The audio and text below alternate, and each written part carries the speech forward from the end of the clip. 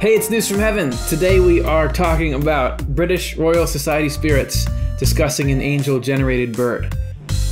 And what we wanted to do was make a title that we knew nobody would ever search for. So I don't know how are you watching this? How did you find this? Notification or something? It's not clickbait, though. This is not false advertising. This is really what we are about to dive into.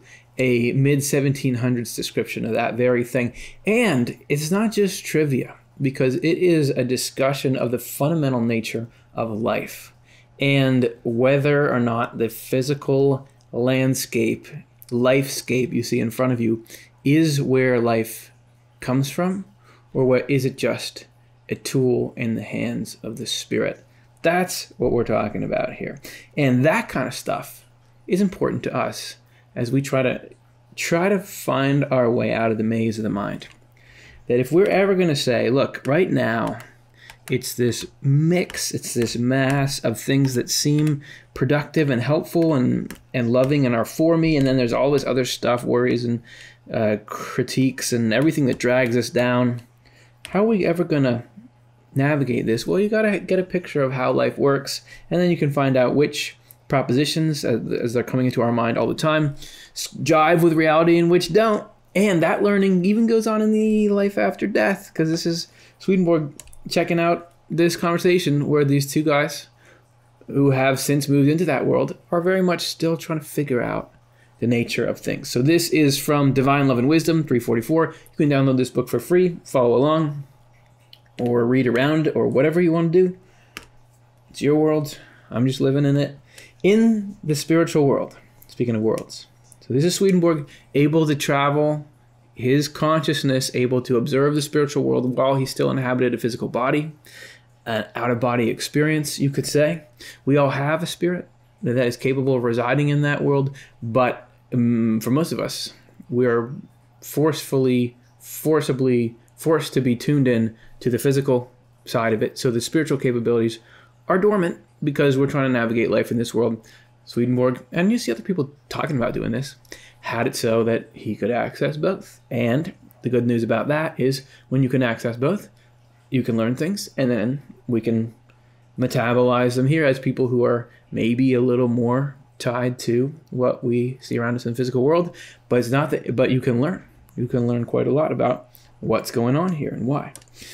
I once heard, in the spiritual world, two presidents of the British Royal Society. 2 presidents! And not just any presidents. I think you're going to be pretty floored when you hear this name drop that's about to come. Sir Sloane and Sir Folks. Both of those guys? I'm just kidding. I know nothing about mid-18th century presidents of the British Royal Society. I don't know what that is even, but they're there and they're talking. They got to be somebody important. Discussing the origin of seeds and eggs and their propagations on Earth. So we got in the spiritual world. People are trying to figure out, okay, we're here up the chain a little bit because you've got the spiritual world here, and then you've got the physical world here. Divine reality is up here. Everything moves down this way. But just how and where does life come from? And can we even agree on this model? The first, Sir Sloane, attributed all this to nature, saying that from creation they were gifted with a power and energy for propagation by means of the sun's warmth.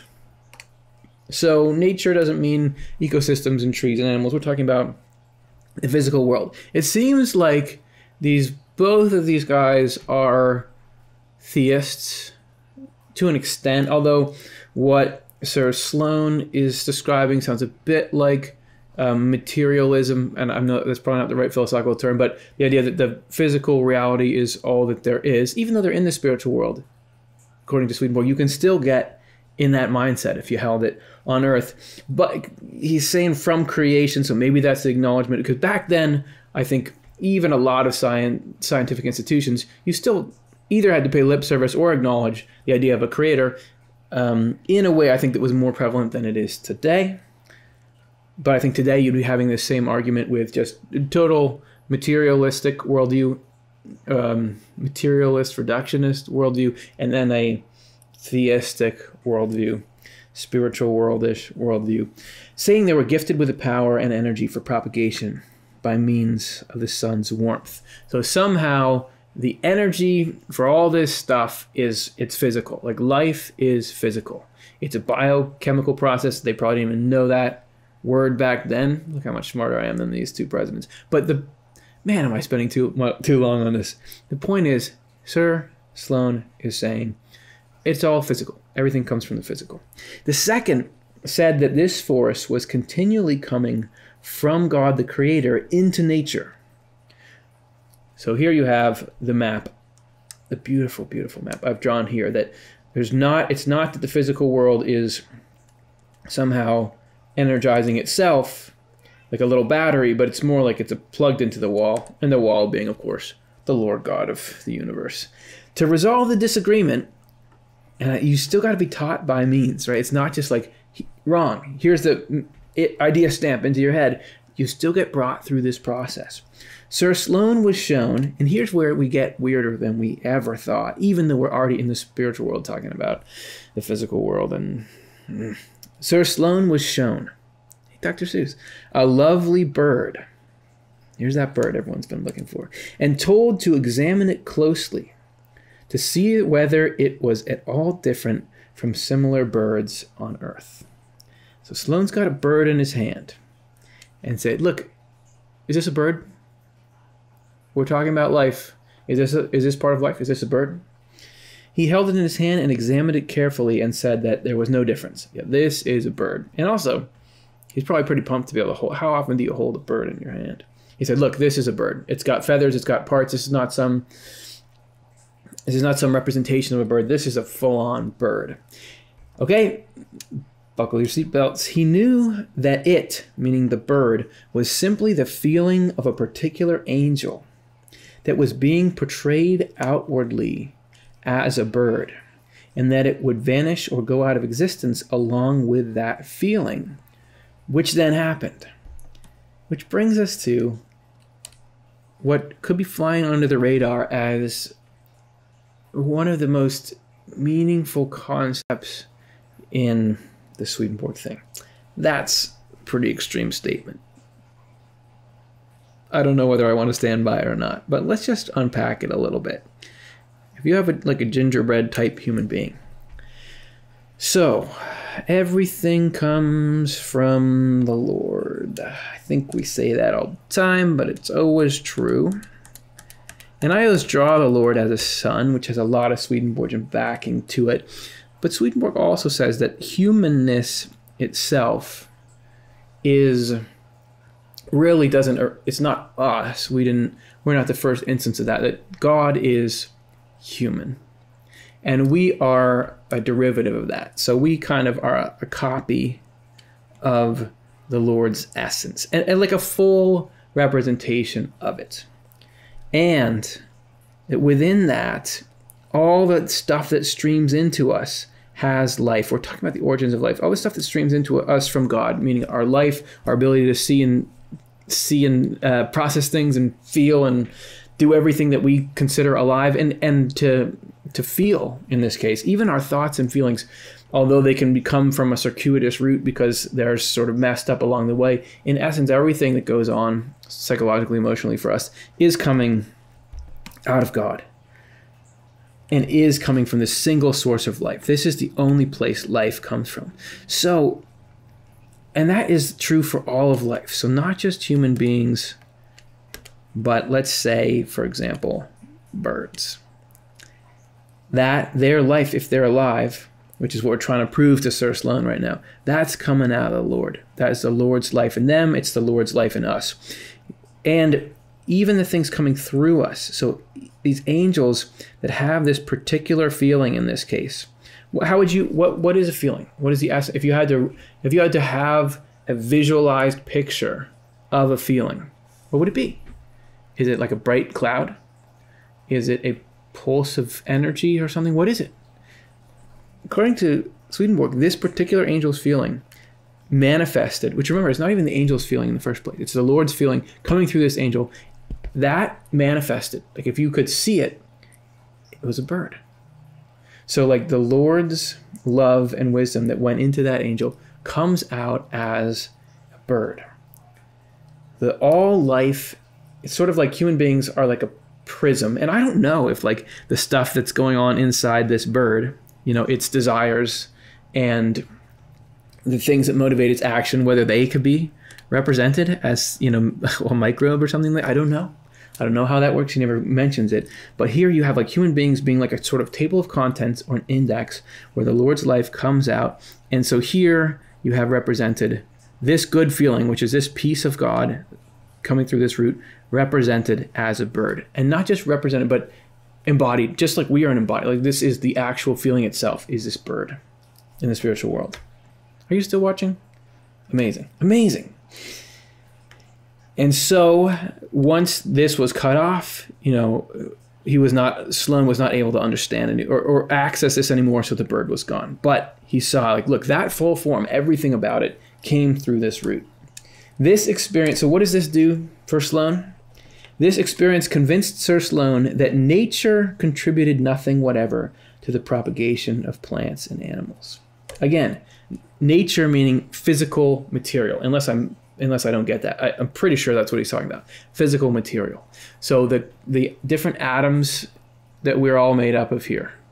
Your physical body is not the one leading the charge. It is responsive to the Spirit. And here, Sloane is saying, wow, I saw this. It's just like if you were to say, who wrote that song? And you hear somebody play a full song and you say, hey, that's great. Who wrote that song? Or did you write that song? And let's say they say, yeah, I wrote that song. But then you go and find out online that that exact song was published many years ago. You know that that's where the actual energy for it came from, where it was the prior existing thing. So here he's saying, look, I saw in the spiritual world this full-on bird that is a complete bird here. Now the copies of it you see in the physical world, they derive their essence from that is the Spirit. The Spirit is the form, and as the Spirit is constantly streaming into the materials around us, it creates, it is the directive, it is the blueprint that allows that material to be organized and be the form of the bird. He said that if that particular bird, the one he just saw, had been filled in with appropriate earthly matter down to the last detail and so had become stable, it would have been a lasting bird just like our earthly birds, and that the same held true for things that came from hell. So somehow the soul of all life, and in this case animal life, it starts in the spiritual world, and there's something about the physical world that allows us to be stable, and the physical world is this stabilizing thing, but somehow, and we could do a million shows about it, but somehow the things of heaven and the things of hell are the spirit behind all the life we see in this world. That without the spiritual, the takeaway is, I was about to say the takeaway is, but let's let him state it here. Sir Sloane, through Swedenborg. He went on to say that if he had known what he now knew about the spiritual world, he would not have attributed anything to nature except the service it provides to spiritual reality from God, for giving stability to the forces that are constantly flowing into nature. And from that, he was convinced that everything we see around us that's alive and even actually all the properties of the physical world, because I was going to say that's alive, but even rocks and magnetism and all this, has an origin in the spiritual world. That the two parts of reality are constantly interacting. That they are not two separate containers that God said, well, make one kind of part of life like this and the other part of life like that. That they are constantly interacting, and they are part of a unified whole, and they're so immediately connected that if the spiritual world backed off for a second, everything would collapse here. It's not that there's two separate life factories. We're all part of the same thing. And you can feel this inside yourself, because the conscious part of you that can understand and feel and think is spiritual, and it is so linked to the physical part that I can want to move my hand is spiritual. The moving of the hand is physical. So somehow those two interface that well that it's all around us all the time. So just so you know, every instance of life you see is spiritual. That's the takeaway, including you, including roly-polies and all of that. So hopefully that brings you to a sense of we're all connected, and this is the Lord and heaven and spiritual stuff is much closer than we might think. And hopefully Sir Sloane agrees now with us as well. And that's the news from heaven. What did it do for you? Can we say that what we learned about these angel-generated birds from these British Royal Society spirits can help us in our day-to-day? I'd love to hear about that. How does that concept strike you? What insights do you get from it? Leave comments down there. That would be very helpful. And I appreciate every single one of you tuning in and thinking over this with me. Hopefully it does equip you to go out and do something good with it. And I look forward to, if you watch this one, you're going to watch them all. So I'll see you on the next one. Thanks.